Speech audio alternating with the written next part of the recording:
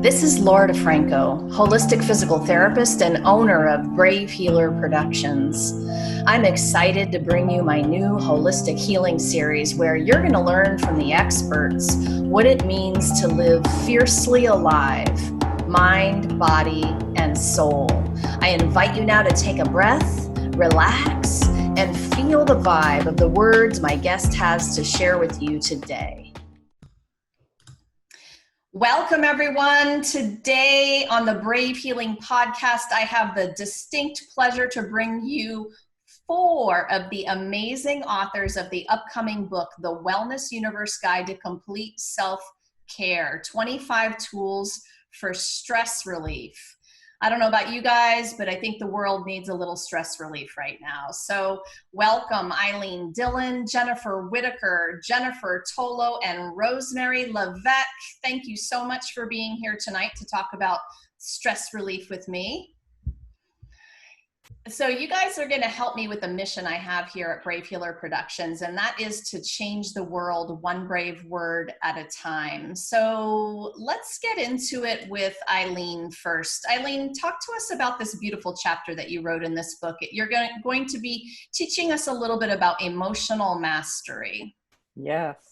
Well, I was very moved to write the chapter, and I included quite a bit of my own early life, which had a number of challenges in it. And one of the reasons I decided to do that is because I wanted to let the world know, a lot of times we're stressed because we have built up a repository of emotions. Anytime you hold on to emotions, they grow.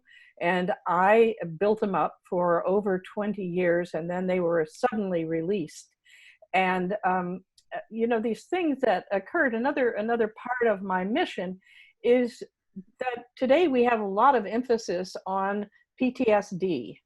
And if you read my story, when you read it, you'll see that I had lots of opportunity to have PTSD, but by learning to work with emotions, by learning to be the master of emotions, I was able to move past that so that those things are no longer running my life. I'm in charge of the emotions. And I'll talk more as we go along here about just what's involved. But emotional mastery involves working with emotions the way they're intended to be used, which is as navigational tools so that we navigate the challenges, the ups and downs that we have in our life. So the tool that I've included then, Laura, is about living life from the inside out. Because most of us live life from the outside in. We say, oh, so-and-so is bothering me. I need to talk to this person. I need to do something about that. Fate has done this. I didn't get that from my parents. I was not treated well. All of these things are living life from the outside in. And as long as I continued to live my life from the outside in, it was miserable. And when I was able to discover this tool, it's actually a mindset shift of living from the inside out, that I'm part of a school experience here on the earth. And whatever happens is really an opportunity for me to learn. And those emotions tell me where to look to and where to move to in the experiences that I have. And that's what the tool is about, how you move from the inside out so that whatever happens, you get to be in charge of figuring out and moving through and moving on so that you don't have PTSD, so that you can join the world as we all are doing now as an energy being, and your life runs smoothly. I love this topic, and I think it should be taught in school, like at a much earlier age than when I started to learn this kind of awareness, right?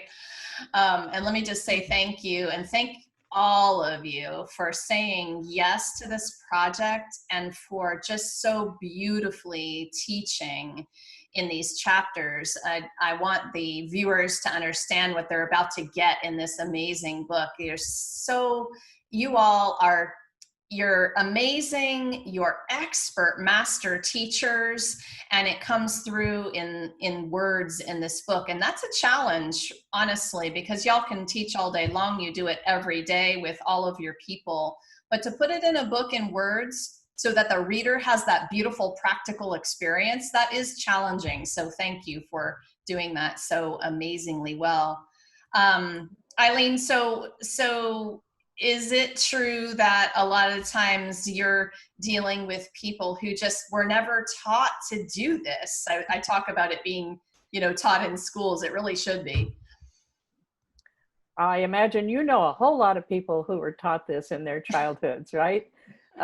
In actual fact, few of us were, because our parents didn't know and their parents didn't know. And I don't know at what point somebody decided, listen, let's demonize emotions. Let's shove them down. Let's not talk about them at work. Let's pretend they're not happening.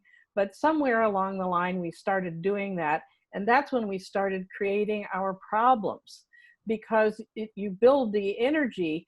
Emotions are energy, and they are made to move through us. They come up, they offer us their message, we use their message, we turn them loose. And when we hold on to them, when we don't work with them, when we ignore them, they don't move. And instead they sit there and fester.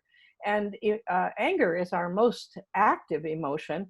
And if we hold on to anger long enough, anger poisons the vessel in which it's held. That's me. If I'm holding on to it, it can kill me. And so we don't seem to know those things. We're just now coming into some kind of a common understanding of what emotions are all about. I'm now in my late 70s, and I'm so grateful I learned this stuff, because I'm going strong, I'm feeling good, I'm healthy, and I'm still writing and working, largely because I was able to unstick these emotions and have things operate as a flow. And I'm very excited about being able to tell people, hey, this is possible for everybody, and it's not even hard to do. Well, you guys, Eileen Dillon is a global speaker and transformation specialist who helps people partner with their emotions to skillfully and successfully navigate their life's journey. Longtime psychotherapist and author of Emotions in Motion, Eileen's unique take on life enables people to powerfully and easily create life on purpose lives that they enjoy living. Thank you, Eileen, for being here. So, may I just comment on something yes, Eileen has said? please. Because I'm kind of chomping at the bit here. Eileen, as a former biology teacher, I can testify that I did not teach anything about emotional health and well-being in my classroom. However, working with teenagers, because with biology, we're talking age 16, very vulnerable age, right? And it's between the lines, it's between the classes, it's those times when those kids come after school or between classes, or, hey, Mrs. Levesque, I used to be called that, that we get to be human. And so when teachers are teaching in the classroom and they're focused on getting the curriculum through, so it's a huge issue that you are talking about, that we don't teach it in schools, and maybe we should teach it in schools. Well, right, it should be a part of the program, but right now it's not a part of the program. And because it's not a part of the program, we have to be human between the lines. Yeah, no doubt. That's Thank you. really sad. I interject for just one quick second? Because yes. I do teach this kind of stuff in some schools, but there are all sorts of social emotional, because I have kids in school, social emotional programs, and I will tell you they're checking boxes. If they could do what Eileen's teaching people to do, what a gift. And I mean, hopefully from the top down, from the adults to the children, because just like she said, what I observe is that the energy of the teachers and their emotions impact the environment and the energy of the environment, and then the emotions of the kids. And it's quite powerful, but unfortunately the way it's being taught with some of the programs, it's still pretty clinical. And the same is true in parenting. I Yes. have taught parenting consciously, and children can only go as far as their parents do. So parents really need to be the ones who learn about emotions and share that with their children. Although, as we all know, children will push their buttons and they'll learn about emotions from their kids too. Mm-hmm. That's for sure. My 17-year-old teaches me daily. Rosemary, let's go to you. Talk to us about your amazing chapter. You're going to teach us about detoxifying. Right.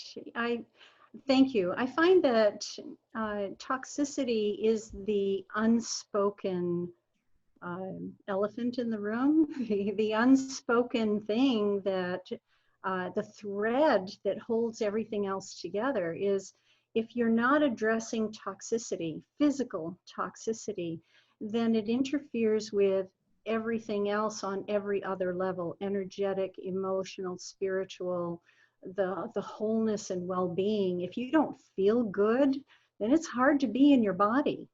It's hard to claim your body and embody with your spirit this vessel that we have. So I work with people to talk to them about, well, many things. I'm teaching many classes and so forth, but detoxifying with heavy metals, especially. Before we got started on today's call, we were talking about all the smoke in California and Oregon and how it has spread to Ohio and even to Europe. Well, smoke has heavy metals. Those trees, as they were growing, were pulling heavy metals out of the atmosphere and out of the soil. And so they have become a concentrated source of heavy metals and other toxics. So when they burn, they release all of that into the atmosphere all at once. And that's what we're getting right now, is the heavy metal toxicity from in an acute dose. So it's not just the acute toxicity that you might want to be aware of, whether it's the pesticides that people are spraying, and I've seen this, spraying between the cracks on the sidewalk. They're just dumping it with Roundup. Your dog is going to walk through it barefoot, or your kids are going to walk around in that as well. It's not just the acute toxicity that we're exposed to, but the chronic. What did you get from your mom when you were in the womb? Where did your mom run and play when she was a child? Did you have the accumulation of toxicity from the food you ate, the water you drank, the lotions and soaps that you put on your skin, and the air that you're breathing? 80% of toxins comes from food. And even if it's organic, we have to also take that with some caution, because even the organic fruits and vegetables are growing in the air that we all breathe.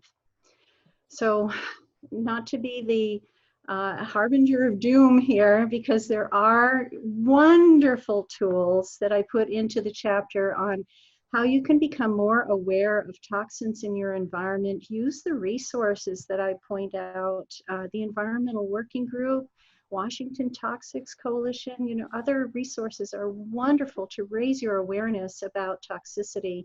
Instead of hiding from it, just become aware of it. And then there may be some solutions I provide in my chapter as well. Well, you did an amazing job on giving us a whole little education in that chapter. And I learned a few things, and you also made it very simple to read and understand what it was that was important. And, once you read that, then you can kind of assess your own life and figure out the different areas that you might be able to make a change in.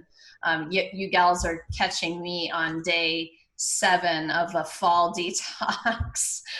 And I just decided, after months of COVID, I can't even talk about it. It's just so terrible. The food and maybe the lack of exercise too, lack of movement, but mostly the food. And so even after a few days, I could feel my entire system start to wake up again just get the energy back, you know, because I was finally nourishing it again. So I hear you, Rosemary. It's important, and I think we go for years sometimes building up, right? A lifetime, actually, Yeah. Laura, a lifetime. Most people I talk to have never done any detox. And never mind the kind of detox you're talking about, which I'm assuming is some sort of a nutritional detox, some kind of cleanse. Well, there are oral chelators, an oral chelator I can recommend that'll get the job done really fast, and you'll have very fast results and no side effects. So that's what I advocate. We don't want to suffer anymore. You know, in shamanism, there's this belief that, oh, you have to suffer. No, you don't have to suffer anymore. We can just cut right to the chase and get well. Emotionally speaking, Rosemary, the way that we suffer is by resisting. Yes. Yes. That's what you're talking about too. That's right. Exactly. Well, you guys, owner and founder of Second Nature Healing, Rosemary offers solutions for personal detoxification and optimal healing. She embodies ancient wisdom for the modern world by integrating intuitive shamanic healing with training and coaching. Rosemary reminds us how to access personal power to heal all wounds, manifest freedom, abundance, and joy. Thank you for being here, Rosemary. Thank you. Miss Jennifer Whitaker, talk to us about your amazing chapter about resilience. Yeah, I titled my chapter Choosing Resilience, and it's based on the community resiliency model, and I'm a certified instructor of the community resiliency model. And most of my life, I heard people say you can choose how you feel. And I called BS on that for a really long time because I didn't understand it. I didn't think that I had any control over my emotions. I didn't think I could choose how I feel.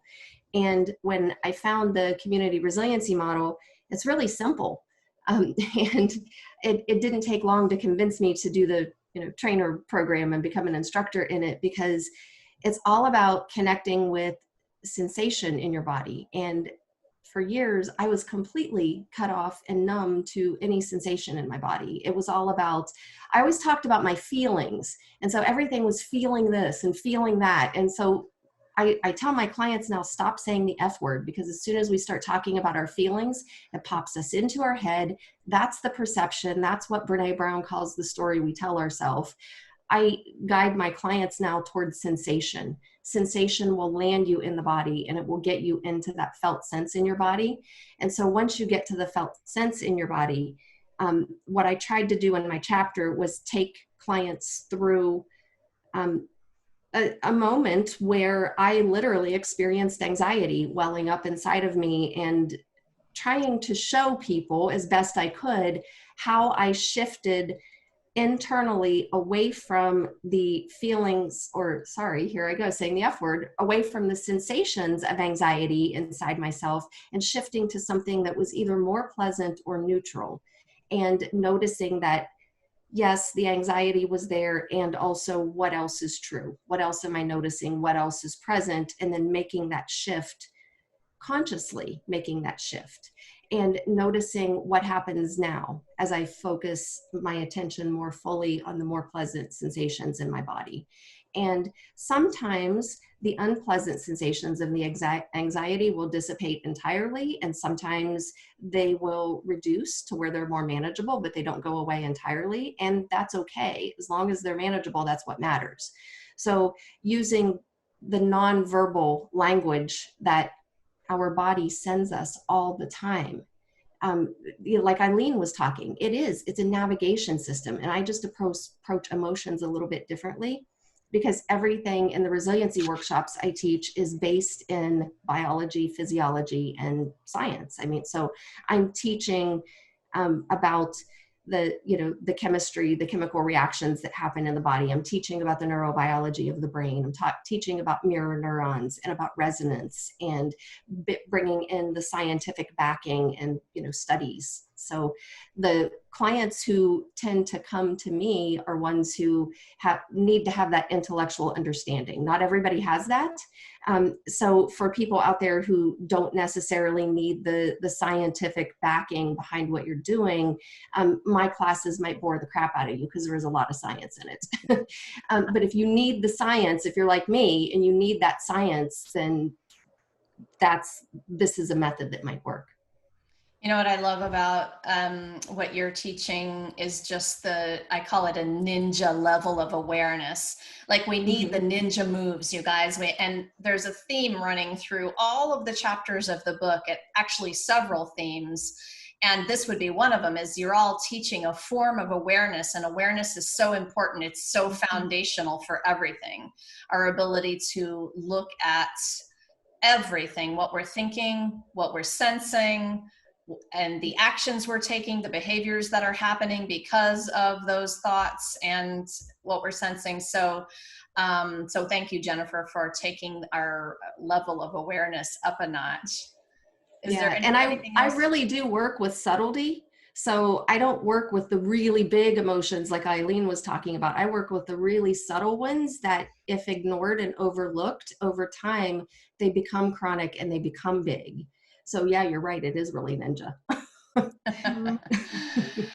I love that about this practice. And when you create a discipline of these kinds of things, your life changes. I mean, it's pure and simple. These tools are very powerful. You guys, Jennifer Whitaker is an empowerment strategist, trauma specialist, resiliency and body language trainer, lifelong learner, dot connector, and pattern spotter. Because her brain works differently and her medium is subtlety, Jennifer is gifted at helping people see multiple perspectives and finding a new approach to life's ongoing day-to-day stressors. Thank you for being here, Jennifer. Thank you. And that means I have to go to Jennifer. Again, Miss Jennifer Tolo, talk to us about your Pause with Purpose, girl. I love this tool. Sorry, my computer's about to die, so my son just brought me a charger. Oh, that's a good thing. My Pause with Purpose basically came from my own chaotic life, riding that roller coaster of highs and lows. I'm a type A warrior mom, I call myself, because I had 2 kids that had some major health issues. And I found so much energy was spent kind of looking for the next fire, not on managing my own nervous system to calm and reattach my warrior head to my warrior heart so I could feel what I was feeling. I know that's the F word. Sorry, Jennifer. So I could attach to the emotions on what was going on in my life instead of spinning and sort of looking for problems, because sometimes I was seeing problems that weren't there. So what I learned and what I really embodied in my life, and for myself first, and then I could teach it to my kids, was mindfulness and learning how to stop and be present in the moment and pause. Because as a busy mom of 4 kids, like I said, 2 of them had major health issues. I didn't always have time, long periods of time, to do the self-care things that I love, like exercise and yoga. I'd think, I don't have an hour and a half to sit in a yoga class, but I need something to be able to reset my nervous system so I can tame the chaos of my life, basically. And so I could get out of that chronic stress response, that chronic fight or flight, and that burnout phase that comes from that. So I could take these moments and learn, okay, it's time for me to pause for a second, because I'm getting, whether my emotions are, I'm getting stressed or I'm getting angry or I'm getting reactive, learning those moments when I can embody or feel it in my body of how those emotions are affecting me, or how life is spinning and how that's affecting me, and how to literally push the reset button for a moment and take that little, what I call mindful moment, to just tune into my body, tune into the messages that are going on in my mind, my body, and my spirit, connect to the present moment, because that is the only moment that we have any control is in that present moment. I can't control the future. I can learn from the past, but I can't change the past. And sometimes we get into that worry cycle and that fight or flight loop when we get stuck in that future focus, or when we distract from what we're feeling because we don't want the discomfort. So we run away from the discomfort. And then we just continue that feedback loop. So the pause with purpose is kind of what I consider to be a foundation of any of the programs that I do. And that foundation is literally stopping and pausing for a moment to first take some deep breaths and then connect to what's going on in this moment right now. Is it true? Like that's Byron Katie's work. Is this true? Is it not true? When might it not be true? And all of that. And then, is this mine or is it not mine? And what do I have control over? Can I control this or can I not control this? And I love what Eileen said. You can control inside of yourself. That's it. You can't control what's happening outside. But when you learn to pause with purpose and start to connect to what's going on with you, you can start to ripple out and influence what's happening around you. And as a parent, I found that when I did this for myself, it completely helped my children. And now I work with parents, I work with teachers, I work with doctors and practitioners, because this is a really crazy time right now in our world. And everybody is kind of coming into situations in that fight or flight, with fear, with the unknown, with the discomfort. And so teaching them ways that they can pause and just be in the present moment and recognize what they can control, what they can manage within themselves, and then how maybe that could then influence what's happening around them. That's what the chapter's about. That present moment awareness is also foundational. That's that awareness that I'm talking about here. And you know what, another thing I love is that we're all talking about a form, different kinds of awareness, a form of awareness, and we all have a way of speaking it in our beautiful, unique voice. And so, you know, listeners will be listening and they'll need to hear it in Jennifer's way, or they'll need to hear it in Rosemary's way, or Jennifer or Eileen. And that is the beauty, I think, of this book as well, is you have 25 different unique voices, and there's going to be somebody who resonates with that voice. So Jennifer Tolo is a nurse, whole health educator, energy healer, and mother of 4 boys. She works with overwhelmed mothers and children with special challenges, tame the chaos of their lives so they can take back control of their health and happiness, one choice, one action, one moment at a time. Thanks for being here, Jennifer. Thank you. So, ladies, I want to ask you guys a few questions and have you help the viewers with, well, a few different things, really. So I'm going to go to Jennifer Whitaker first for this one. Talk to me about why integration is so important. When everyone hears a lot about mind, body, soul, spirit, and we know that integration is important, but why? Tell me about this in your world. I see mind, body, spirit, emotions as inextricable. They're woven together, and you can't take them apart. And it's kind of like if you look at mainstream modern medicine, they have specialists who work in a particular system in the body. And if you come across a practitioner who acts as if that system operates in its little silo and doesn't affect all the other systems in the body, run away, please. Get somebody who understands the integration, because it is the same thing beyond the systems in the body. Like, we are complete organisms. We are greater than the sum of our parts. And what happens, I see, like disease, for example, chronic illness, I see that manifesting in the soul before it manifests in the body. It takes time for the body to catch up to the wound in the soul. And the same thing with healing. Healing happens, true healing happens at the level of the soul, and it takes the body a little bit of time to catch up to that. Anybody who's been through a healing process, whether it's been through PTSD or chronic illness or healing from, like a major traumatic accident, like Humpty Dumpty was broken and needed to be put back together. People understand that, that it takes time for healing to happen.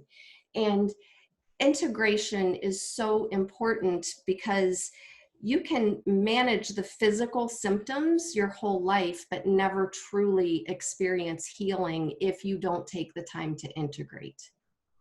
And so that's why I really think integration is incredibly important, to pay attention to the fact that we have a mind, we have a body, we have a soul, and I would even add emotions to that, because emotions are interwoven with all of that as well.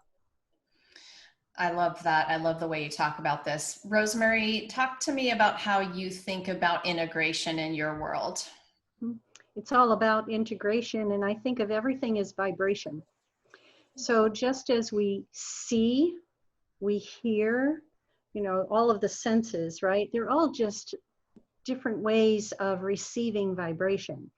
And so if a person is more visually aware of a problem in their body, or they sense a dis-ease, or they have habits that don't serve them, or relationships that don't serve them, we have to take a step back and maybe even give a person a tune-up, right? Some of you who know me from our Sedona retreat know that I work with tuning forks. And so I find that sound is a wonderful tool to integrate with other tools.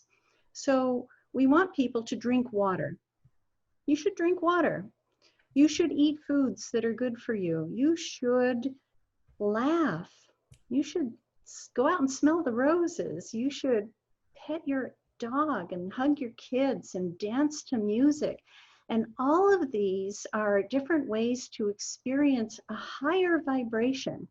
And when you experience higher vibrations as a physical body, then you will effect change in your emotional body, in your spiritual body. You'll begin to release things you weren't even aware of. You'll be able to bring in new vibrations that serve you and help you glow. So that's why integration is so important in my work, and looking at things as vibrational tools, I think are amazing and wonderful. And everybody here and in the book has their own vibrational tools they'd like to use. It took me a while to understand vibration. Of course, there's some beautiful books and science about vibration at this point. I remember learning those in the very beginning of my physical therapy school, I loved learning about that as I went on in my continuing education. Eileen, what do you think about integration? Well, I'd like to give just a tiny bit of a historical perspective, since I'm older than everybody else. When I was growing up and coming along in my practice, I was looking at everything. And I think the emphasis that we've had, where we're able to get facts about things and we're able to drill down scientifically to find knowledge, has had a tendency to break us apart, so that recently I was interviewed by somebody, and I have had my own podcast, and I've been a professional speaker and a therapist and a coach. And the question I was asked by a young man was, how did you manage to have all those careers? And my reaction was, they weren't all those careers. They were all connected, right? So I think we've moved apart from it. The ancient Greeks and the Chinese, if we look at Chinese medicine, it works with the whole person. And that's the thing that has been missing. Now, in my understanding, we're in the process of moving from third dimensional beings to fifth dimensional beings. And fifth dimensional beings, as you're talking about, Rosemary, are vibration or energy beings. And that's one of the reasons that emotions are coming up now, because emotions are energy also. And we're all talking about energy, I think. So part of the movement to a new way of being in the world needs to be a movement for us to claim our energy selves, which means to claim our entire self. And it would be, I thought of this picture like on Star Trek, you know, beam me up, Scotty. What if you arrived without your head or with only one leg or something like that? That's what it's like if we don't integrate all these things, the mind, the body, the emotions, the spirit, they all go together. And, you know, as a therapist, I've seen people, for example, that may have an addiction who do not believe in anything larger than themselves. What I see with that is that they are stuck in this material world that is constantly changing without anything to hold on to. And it's a very hard thing to do. So my idea of integration is actually to reclaim what we already knew about ourselves 50 years ago, which is I'm me, I'm all the parts of me, you know.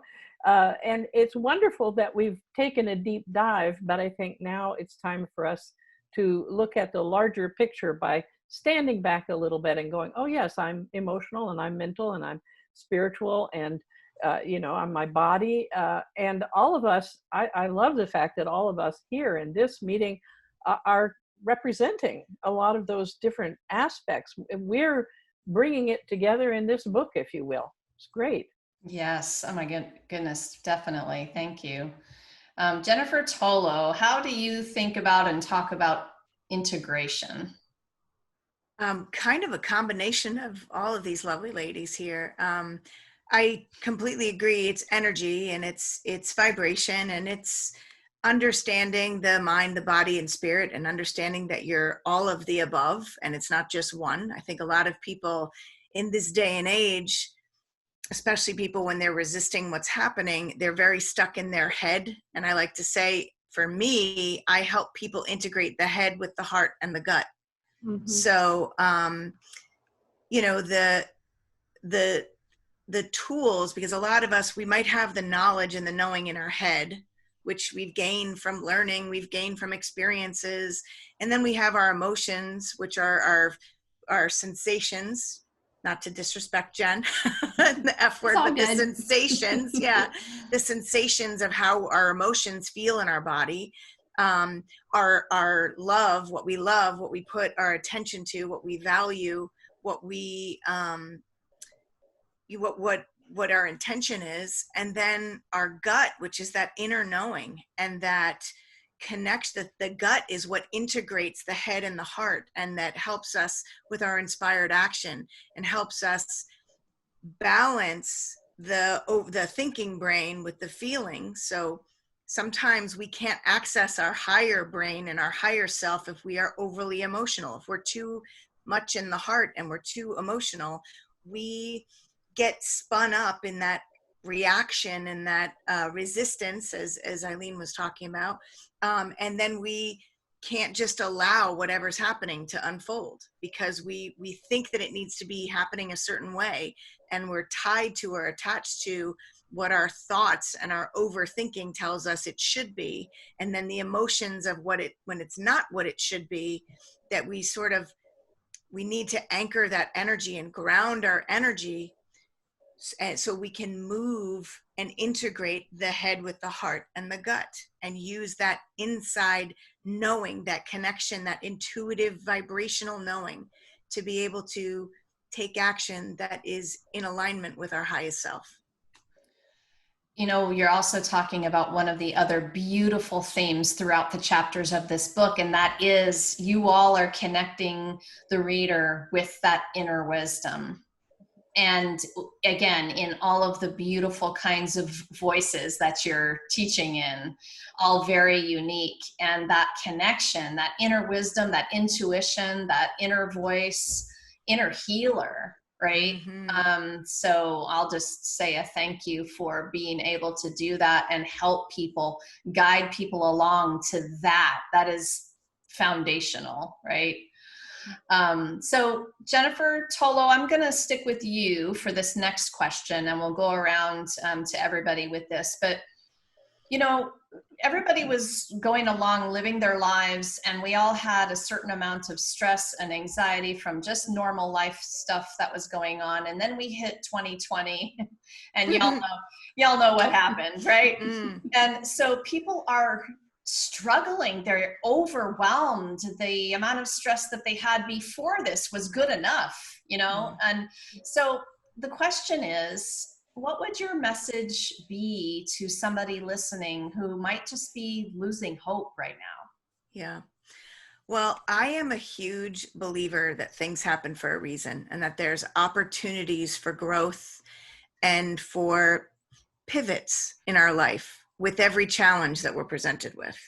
And I think that what we tend to do is we get really resistant to whatever's happening because it's different than what we expect, or it's creating change in our life. And many of us are afraid of change. And I would invite people to just shift their perspective a little bit and look for the good, look for the opportunities that change is presenting for them, and allow whatever happens to happen.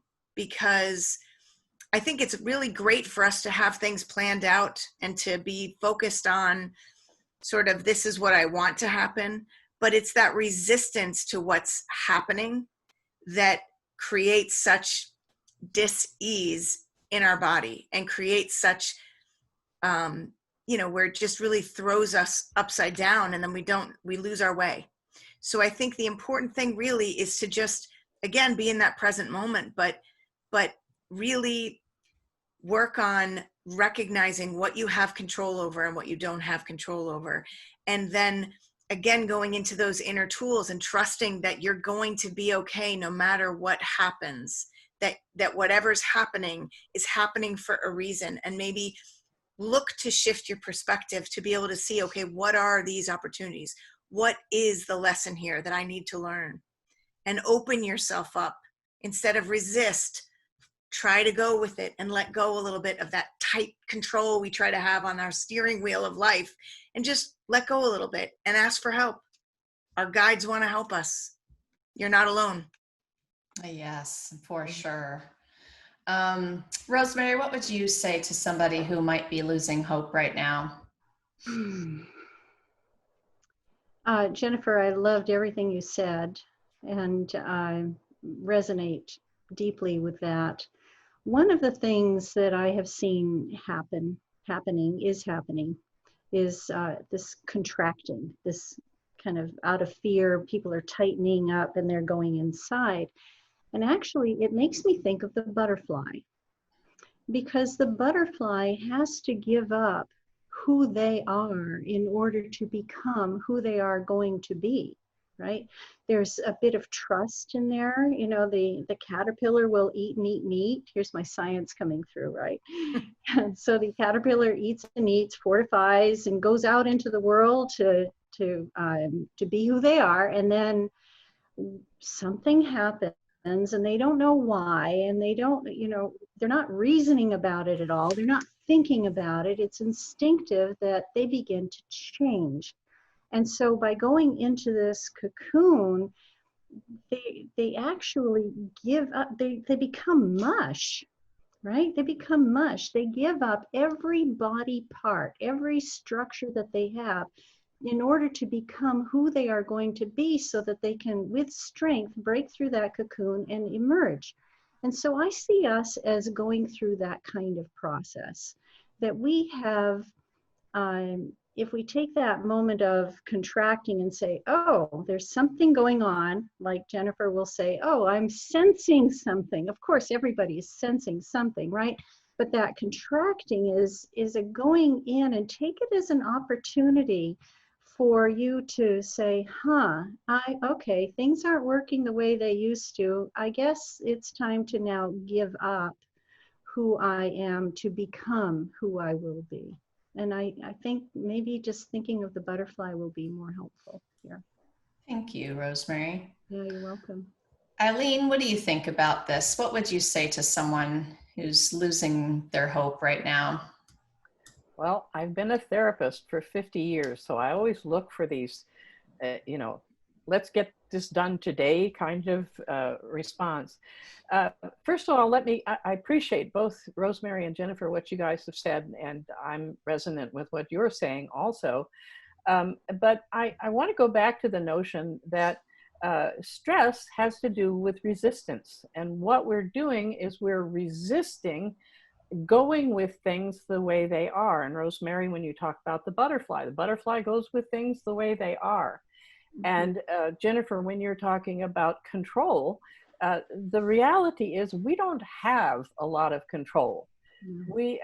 But we think we do. And so we spend a lot of our time trying to control, which is an act of resistance.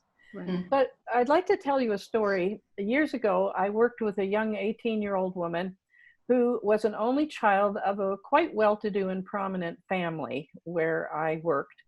And she, on our second session for therapy, she revealed to me that she carried a razor blade in her wallet because she was so depressed and despondent that she was ready to commit suicide at any moment. And I said to her, you know, I think you're not going to get anywhere in therapy. You're going to waste your time and money. I'm going to waste my time if you keep carrying this razor blade, because if you can off yourself at any second, it's not going to help us, right? So she agreed that she would throw the razor blade away and not replace it. And she did that. She only came for about 4 or 5 more sessions. And then I didn't see her for 6 weeks or 6 months, excuse me. And I ran into her on the street one day. Now, this was a well-to-do, prominent family. This young woman told me that she was working in a nursing home as a dishwasher. She was dating a fellow dishwasher, and she was taking a motorcycle maintenance class, and she was happy as a clam, right? And I went home and I started thinking about it, and I thought, you know what the issue is? And this is what I think the issue is a lot for all of us here, is she never decided that she wanted to stay here on the earth once she got here, right? And we all need to do that. And once she decided, yes, I'll stay for a while, she literally wanted to get her hands dirty. That's what she did. So my challenge to find hope, I teach a course on fearless living. I don't do fear anymore because I discovered a way of making it this big when it used to be this big. And so I just want to encourage everyone to go along with things, and first of all, to decide, do I want to stay here or not? COVID experiences have kind of made a lot of us question, is this really worth it? Until you do decide to stay, nothing works out. It's like you're on a layer of air. You're not connected to the earth. And as soon as you decide to stay, you will get connected, things work better for you, and you'll not have such a need to resist. And just a quick thing about how we all don't like change, or we fear it. We have to get past that, because change is the name of the game here on the earth. And usually people wait until their pain of these repetitive patterns is so great that they think it couldn't be any worse if they went ahead and took the risk of change. But change is going to come anyway. So let me encourage you to go ahead and take the risk of change, because it will cut back on the amount of pain that you go through. Thank you, Eileen. Jennifer Whitaker, talk to me about that same thing, something you might tell somebody who's losing hope. Yeah. So I've just been sitting here thinking what I can say that doesn't parrot what's already been said. And I guess in some ways I might, because I see it as very similar. And also, ask yourself, where is your locus of control? Do you have an internal locus of control, or is it external? Are you more, do you care more about what other people in the world think about you? And do you try to please other people in the world, or do you care more about pleasing yourself and what makes you happy within yourself? So it can be, depending, for some people it can be more challenging to make that shift than others. And the other thing I'd like to say is, one of the people that I read and kind of go out of my way to search out her information is Caroline Myss, because I do shadow work also, and I study archetypes, and archetypes is a big part of shadow work. Well, Caroline Myss, she really has a way of putting things in perspective that resonates with me. And when she talks about these events that happen, a lot of times we take it personally. Like, why is this happening to me? And I can't believe that I have to stay in the house because of this pandemic. And I can't believe like how, like what's happening socially and politically and everything is affecting me. So pause for just a moment. And I love the pause. I practice the pause too, Jennifer. Brilliant. I tell my clients all the time, practice the pause, please, because it's so important to pause and slow down for just a moment and really look at it. And some of these events that are happening, the natural disasters are horrifying. They're hitting the country this year. All across the country, it seems like, we've got the fires, we had the derechos earlier, we've got the hurricanes. Well, these events are impersonal to the body. They're not about you personally. Maybe you're in the path and maybe, you have had destruction or your house was wiped out, but it's not about you personally. It's intimate to your soul. There is a lesson that your soul is going to learn in your soul's growth. So it's like you dump a bucket of water on ants. It's not about the ants personally, but somehow, like with each of us, it's like we have this soul and our soul is learning this lesson, so it can grow and progress and move forward. And even the military has latched onto this, because several years ago, General Mattis, in one of his speeches, used the term post-traumatic growth. And that's exactly what it is post-traumatic growth. It's not about you personally. It's about what can your soul learn and how can you be a better version of you and bring more of your own authenticity through your life, and what can you manifest through your soul by getting in touch with yourself. And that requires an internal locus of control. If you care about what everybody else in the world thinks, you're not going to get there. Nice. Thank you. Okay, ladies, rapid fire. You ready? Jennifer Whitaker, name one or two things that you love to do to nourish yourself for self-care. Just list them. Bird watching, dancing. I love it. Jennifer Tolo, how about you? A hot bath with a great book and my door closed. And because I have, 4 boys. And I love to go for walks with my dogs, and I love to sing and dance. Beautiful. Eileen, how about you? Swimming and walking or hiking. I love it. And Rosemary? I need to lay on the earth. I find that is my best way to ground myself and smell the grass, roll over, feel the sun, get outside. I love it. Ladies, you guys are so awesome. Eileen Dillon, Jennifer Whitaker, Jennifer Tolo, and Rosemary Levesque, thank you so much for being here. Thank you for having me. Pleasure. So you guys, wonderful. The Wellness Universe is an incredible platform founded by Anna Pereira, where all these amazing authors are hanging out. So don't forget to check the show notes down below after the interview, and you're going to find the authors linked up with their websites, and you're going to also find a link to the Wellness Universe so that you can come explore. Take the next step. Learn more about them. If you heard something today that you loved and you want to take it further, these ladies are ready. Okay, so lastly today, everybody, what if there's something you haven't learned yet that could change everything? We might have a couple of those somethings in this new book for you all. Be brave, everyone. See you next time.